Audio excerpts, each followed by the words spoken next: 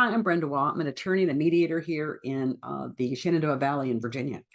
And the very, very brief video that I've produced for you to watch today has to do with making a decision on the process once you've decided to get divorced. So the title of this session is called Your Family and the Law, and it will give you an idea of what your options are once you've decided to divorce. Before we get started, there's a couple of disclaimers. I'm not your attorney. I'm not anybody's attorney in a divorce case, and so I'm only here to provide you with information. The information I'm providing you is not legal advice. It's information and background to help you to make decisions, and it only applies to the law in Virginia and West Virginia. So when we think about getting divorced, there are 4 different processes that you can look at in order to get divorced in Virginia and West Virginia.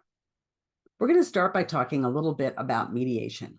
And in mediation, what mediation is it's an informal process where the parties work with a neutral third party, which would be someone like me who is trained in mediation. And of course, I'm also trained in the law. And the neutral third party will help you to be able to figure out what the issues are and how to resolve those in a way that's fair. Typically, in a divorce case, the issues are how to divide the property and how to decide child custody. I have other webinars or videos that specifically address how each state handles division of property and parenting plans. So the purpose of this short video is just to let you know that there's a process in mediation where those issues can be resolved between the parties with minimal involvement, if any involvement by the court. Some of the advantages of mediation is that it's often much, much less expensive than any of the other processes. And one great advantage is that it places the decision-making in the hands of the parties and not in the hands of the court or the attorneys. The biggest disadvantage of mediation is that both parties have to agree. And so if one party doesn't want to mediate, it's really quite impossible to mediate. So option number 1, when you're deciding on a process to get divorced to consider, is mediation. Option number 2 is something called collaborative practice.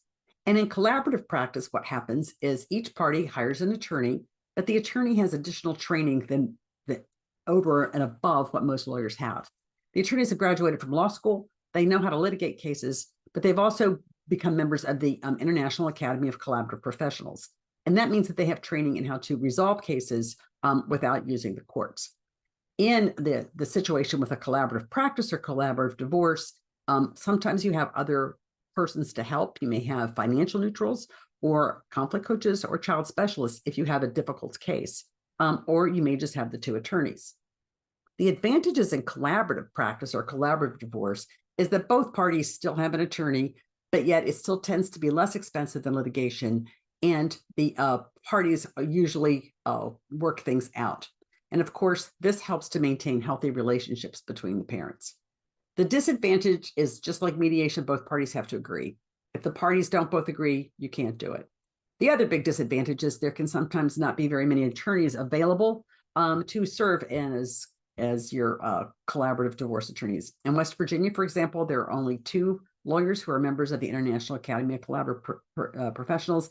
And in Virginia, the number is much higher, but still in proportion to the number of lawyers who do litigation, it's very small.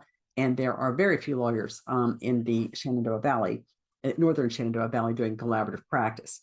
Consequently, we do a lot of things online via Zoom, but that is definitely a drawback that we have less available attorneys. The third option, which is kind of like, in some ways, it's the last resort because you don't have to agree. Anybody can file suit and go to court.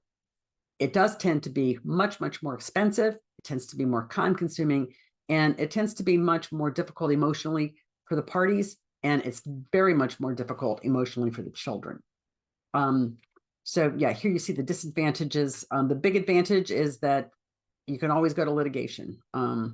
Other processes may not be available unless both parties agree, but in litigation, you can both go.